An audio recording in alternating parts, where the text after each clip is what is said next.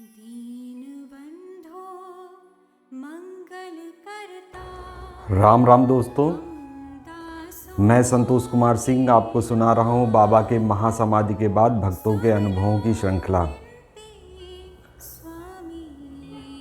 जब महाराज जी सशरीर थे तब भी वह भक्तों के साथ लीलाएं करते रहते थे, और आज जब वह सूक्ष्म शरीर में विराजमान हैं तब भी भक्तों के साथ लीलाएं करते रहते हैं।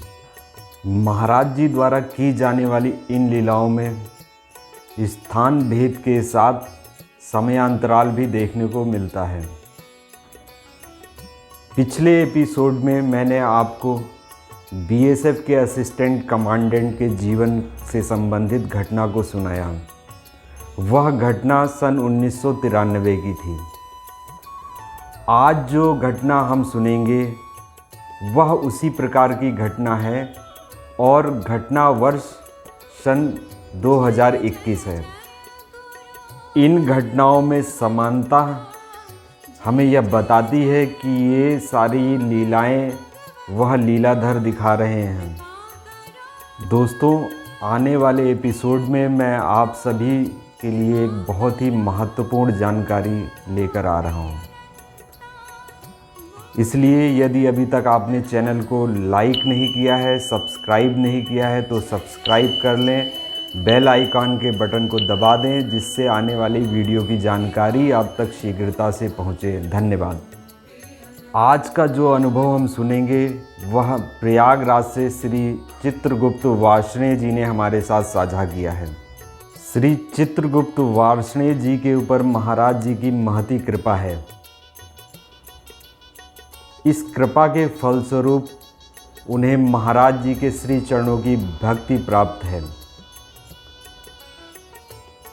वार्ष्णेय जी महाराज जी से संबंधित किसी भी धार्मिक आयोजन में बढ़ चढ़कर हिस्सा लेते हैं।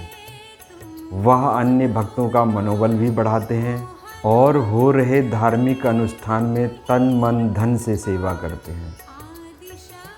वह पूर्णतया महाराज जी के श्री चरणों के प्रति समर्पित भक्त हैं।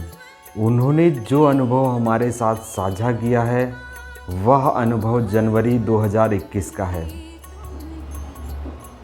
और चर्च लेन से संबंधित है। जी हाँ, 4 चर्च लेन, जहाँ महाराज जी सदैव निवास करते हैं।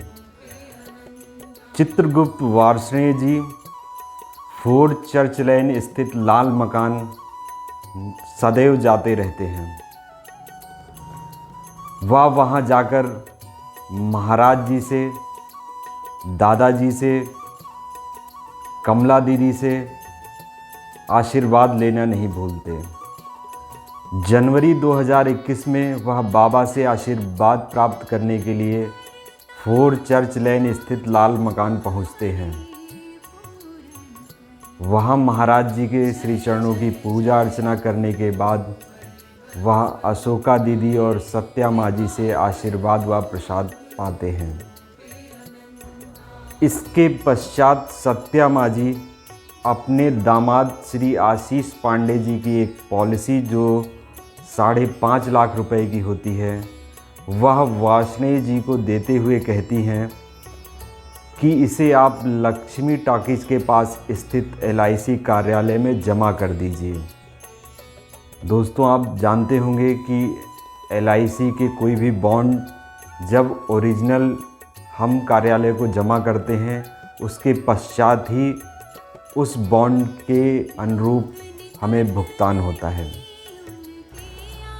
सत्या माँ जी के आदेशानुसार वार्ष्णेय जी वह बॉन्ड का थैला अपनी मोटरसाइकिल में टांगकर लक्ष्मी टॉकीज की तरफ चल पड़ते हैं। लेकिन जब वह लक्ष्मी टॉकीज पहुंचते हैं तो पाते हैं कि उनकी मोटरसाइकिल में जो 2 थैले टंगे थे, एक बॉन्ड वाला थैला और दूसरा प्रसाद का थैला, उनमें से प्रसाद का थैला तो मोटरसाइकिल में ही टंगा होता है, लेकिन वह बॉन्ड वाला थैला रास्ते में पता नहीं कहाँ गिर जाता है। वह जिस रास्ते से आए होते हैं उस रास्ते में वह बॉन्ड को बहुत ढूंढने का प्रयास करते हैं, लेकिन बॉन्ड का थैला उन्हें नहीं प्राप्त होता है। बॉन्ड खो जाने की स्थिति में उनका मन बहुत व्याकुल हो जाता है, वह बहुत चिंतित हो जाते हैं। फिर वह स्वयं को ढाढ़स देते हुए मन में विचार करते हैं कि हो सकता है कि चलते वक्त वह बॉन्ड का थैला 4 चर्च लेन स्थित लाल मकान में ही भूल गए हों। यह सोचकर वह पुनः लाल मकान जाते हैं और जब लाल मकान पहुंचते हैं तो सत्या माँ जी और अशोका दीदी उनसे कहती हैं कि वह उनके सामने ही बॉन्ड का थैला लेकर गए। दोनों के द्वारा यह कहने पर श्री वार्ष्णेय जी बहुत ही व्याकुल हो जाते हैं। उनको समझ में नहीं आता कि अब वह क्या करें।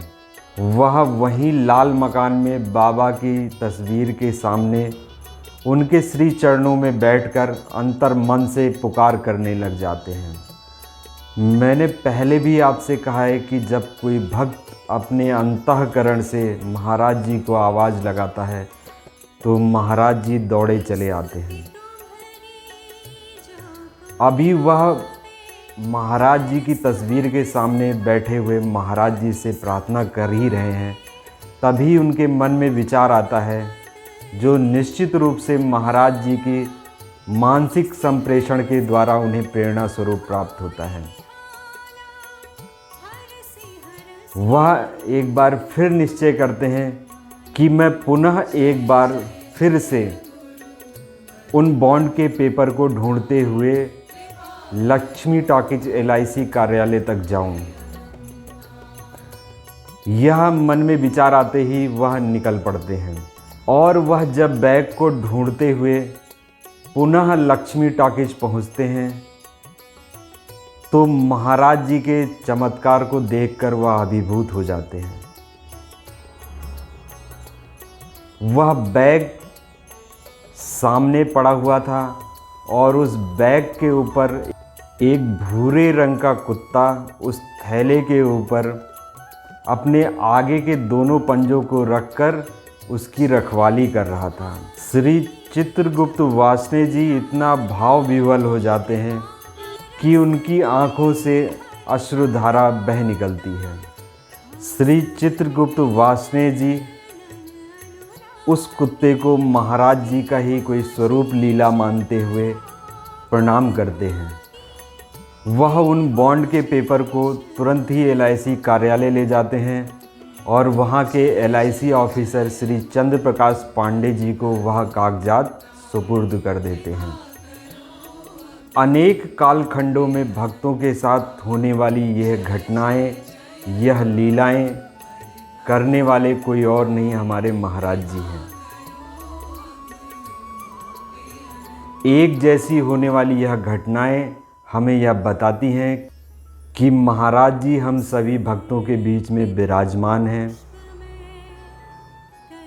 आवश्यकता केवल इतनी है कि हम अपने सच्चे भाव से महाराज जी का ध्यान करें। तो दोस्तों मिलते हैं अगले एपिसोड में महाराज जी की किसी अन्य लीला के साथ। जय महाराज जी, जय श्री राम।